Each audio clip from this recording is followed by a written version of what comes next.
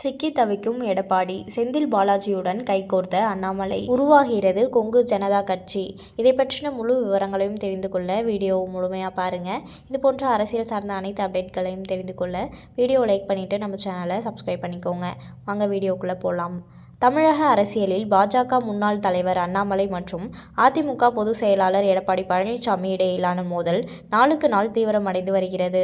பாஜக மாநில தலைவராக இருந்தபோது தொடங்கி தற்போது அண்ணாமலையின் முக்கிய இலக்கு எடப்பாடி பழனிசாமி என்றே அரசியல் வட்டாரங்கள் கூறுகின்றன. அண்ணாமலை பதவியில் இருந்து விலகிய பிறகும் கூட்டணி விவகாரங்கள் குறித்து தாம் பேச மாட்டேன் என்று தெரிவித்து வந்தாலும் எடப்பாடி பழனிசாமி தொடர்பான கேள்விகளில் அவர் நேரடியாகவும் கடுமையாகவும் கருத்து தெரிவித்து வருகிறார். அதிமுக ஓனர் எடப்பாடி அல்ல, கூட்டணியின் முடிவு அமித்ஷா வழியே தான் நடைபெறும் என்ற அவருடைய கூற்று அரசியல் பரபரப்பை ஏற்படுத்தியுள்ளது. அண்ணாமலையின் அரசியல் எதிரிகளின் பட்டியலில் எடப்பாடி பழனிசாமி முதன்மை இடத்தை பிடித்துள்ளார். அடுத்து காங்கிரஸ் எம்பி ஜோதிமணி மற்றும் தமிழக அமைச்சர் செந்தில் பாலாஜி இவர்களை அரசியலிலிருந்து விலக்க வேண்டும் என்ற நோக்கத்துடன் செயல்படுவதாக அண்ணாமலையை கிட்டத்தட்ட அறிந்தவர்கள் தெரிவிக்கிறார்கள். பத்திரிகையாளர் தாமோதரன் பிரகாஷ் கூறியதாவது: அடுத்தடுத்த கட்டமாக அண்ணாமலை தனி கட்சி தொடங்க உள்ளார். அதன் பெயர் கொங்கு நாடு ஜனதா கட்சி என்று இருக்க வாய்ப்புள்ளது.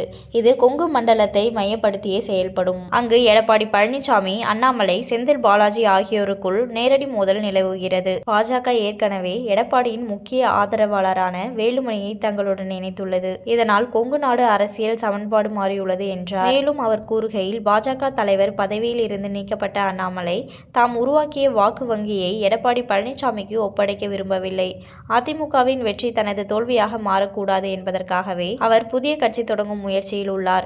இதில் திமுகவும் மறைமுக ஆதரவை வழங்குகிறது. காரணம், எடப்பாடி பழனிசாமியை பலவீனப்படுத்த வேண்டும் என்பதே என குறிப்பிட்டார். இதனால் வரவிருக்கும் தேர்தல்களில் கொங்கு மண்டலம் முழுவதும் எடப்பாடி பழனிசாமியா அண்ணாமலையா என்ற போட்டி சூடுபிடிக்க உள்ளது.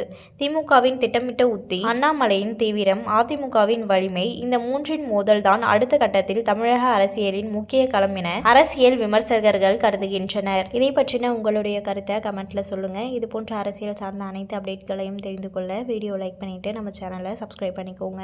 அடுத்து ஒரு இன்ட்ரெஸ்டிங்கான வீடியோவில் பார்க்கலாம். நன்றி.